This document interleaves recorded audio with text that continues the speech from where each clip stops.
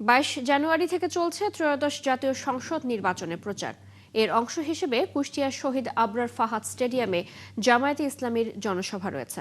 এতে দলের আমির ডাক্তার শফিকুর রহমান যোগ দেবেন। সেখানে এই মুহূর্তে আছেন আমাদের সহকর্মী শাহিদুজ্জামান সাকিব। কথা বলবো তার সাথে।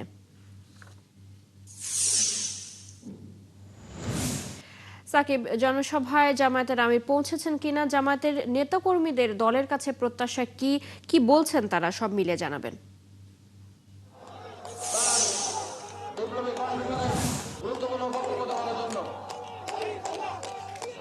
জামায়াতের আমির কুষ্টিয়া এসে পৌঁছেছেন, তবে এই সমাবেশ স্থলে তিনি এখনো এসে উপস্থিত হননি। আনুষ্ঠানিকভাবে সমাবেশ শুরু হয়েছে। এই সমাবেশে এখন 11 দলীয় জোট এবং জামায়াতের স্থানীয় নেতাকর্মী যারা রয়েছেন, স্থানীয় নেতৃবৃন্দ, তারা বক্তব্য দিচ্ছেন। ইতিমধ্যেই কিন্তু কুষ্টিয়ার এই শহীদ আবরার ফাহাদ স্টেডিয়াম কানায় কানায় পূর্ণ হয়ে গেছে জামায়াত ইসলামী এবং 11 দলীয় জোটের নেতাকর্মীদের উপস্থিতিতে।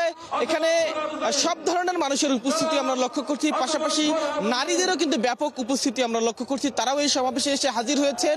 এখানে কিছুক্ষণ পরে হয়তো জামায়াতের আমির ডাক্তার শফিকুর রহমান তিনি এসে যোগ দিবেন এবং এই কুষ্টিয়ার মানুষের উদ্দেশ্যে তিনি বক্তৃতা করবেন। এই সমাবেশ শেষে জামায়াতের আমিরের পরবর্তী গন্তব্য হবে মেহেরপুর জেলায়। আজকে খুলনা বিভাগের 4টি জেলায় সফর করার কথা রয়েছে এবং জনসভা করবার কথা রয়েছে জামায়াত আমিরের।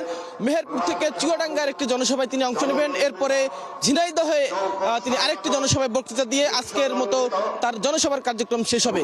এখানে জামায়াতের যারা নেতাকর্মী রয়েছেন স্থানীয়, তারা যেটি বলছেন, এই কুষ্টিয়া জেলার বিভিন্ন সমস্যা রয়েছে এবং বেশ কিছু সম্ভাবনা রয়েছে, সেগুলো নিয়ে জামায়াত আমির বক্তৃতা করবেন, প্রতিশ্রুতি দিবেন আগামীতে রাষ্ট্র ক্ষমতায় গেলে কুষ্টিয়ার জন্য, কুষ্টিয়ার মানুষের জন্য তার দল কি করবে, কি কি প্রত্যাশা তাদের রয়েছে, সেইগুলো শুনবার জন্য কিন্তু তারা এখানে রয়েছেন। তারা জামায়াত আমির এবং কুষ্টিয়া জামায়াতের যারা নেতৃবৃন্দ রয়েছেন, কুষ্টিয়া জেলার 4টি নির্বাচনী আসনের যারা সংসদ সদস্য প্রার্থী রয়েছেন, তারা বক্তৃতা করবেন, প্রতিশ্রুতি দিবেন, সেই প্রত্যাশা করছেন।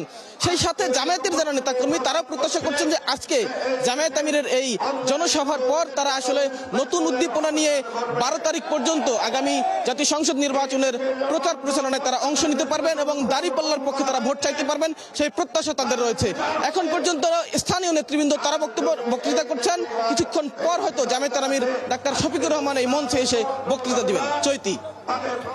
সাকিব, ধন্যবাদ আপনাকে আমাদের সাথে যুক্ত হবার জন্য। দর্শক, কুষ্টিয়া থেকে যুক্ত ছিলেন আমাদের সহকর্মী শাহিদুজ্জামান সাকিব।